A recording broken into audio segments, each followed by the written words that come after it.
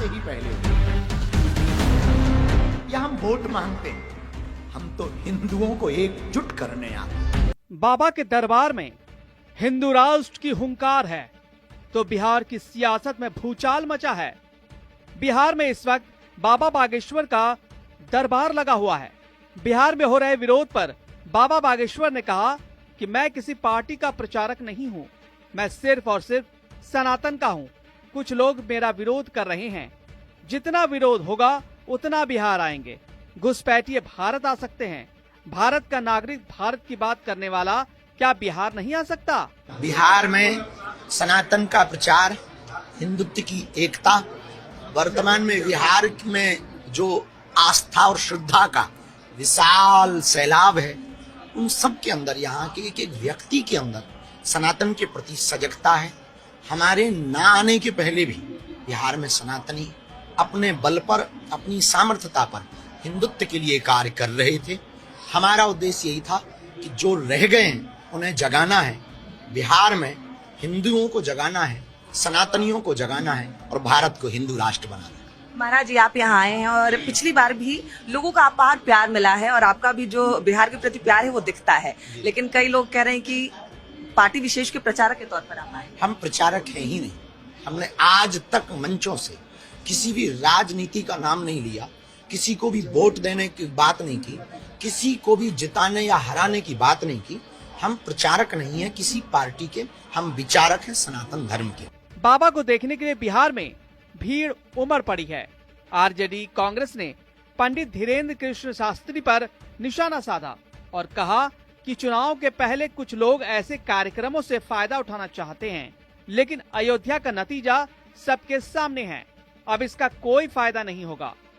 हम लोग का ये कहना है कि भाई ये चुनाव के समय क्यों बाबा को तकलीफ दिया जा रहा है, क्यों कष्ट दिया जा रहा है।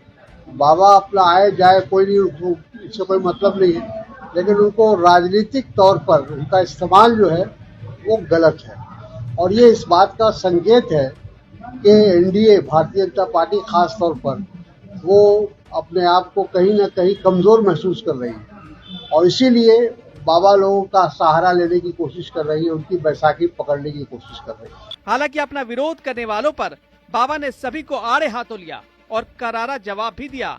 उन्होंने कहा कि हम अपनी लड़ाई नहीं बल्कि दुनिया भर के 150 करोड़ हिंदुओं की लड़ाई लड़ रहे हैं। हमारा आपसे विवाद क्या है जो आप हमें रोकते हो, आप हमें गाली देते हो? हम करते क्या है? क्या हम किसी पार्टी के लिए आते हैं या हम वोट मांगते हैं? हम तो हिंदुओं को एकजुट करने आते हैं। भैया, हम किसी पार्टी के प्रचारक नहीं हैं, हम हिंदुत्व के विचारक हैं। राम के राष्ट्र में राम की कथा तुम रोक लोगे? हम देख रहे 2-3 दिन से मीडिया पर बड़े बवाल छाए, बाबा को आने दो, हम घेरेंगे, हम मारेंगे। ठटरी के बरे, मूसर चंद, हलवा नाथ, अरे घेरेंगे, मारेंगे, क्या तुम्हारे बाप का देश है भैया? इस घटना ने बिहार की राजनीति में एक नया विवाद खड़ा कर दिया है। एक तरफ आरजेडी है जो धीरेन्द्र शास्त्री पर वोट बैंक की राजनीति का आरोप लगा रही है, दूसरी तरफ बीजेपी है जो आरजेडी पर तुष्टीकरण का आरोप लगा रही है। देखना होगा कि इस मुद्दे पर आगे क्या होता है। क्या यह विवाद चुनाव तक छाया रहेगा?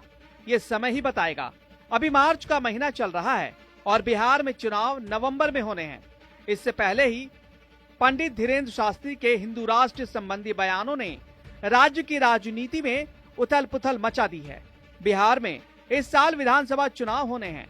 बाबा बागेश्वर के बिहार आने से सनातन का एक माहौल बन गया है।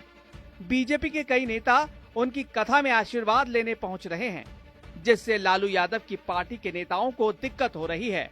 आरजेडी को लगता है कि अगर हिंदू चुनाव में एकजुट हो गया और जाति में नहीं बटा तो पूरा समीकरण खराब हो सकता है।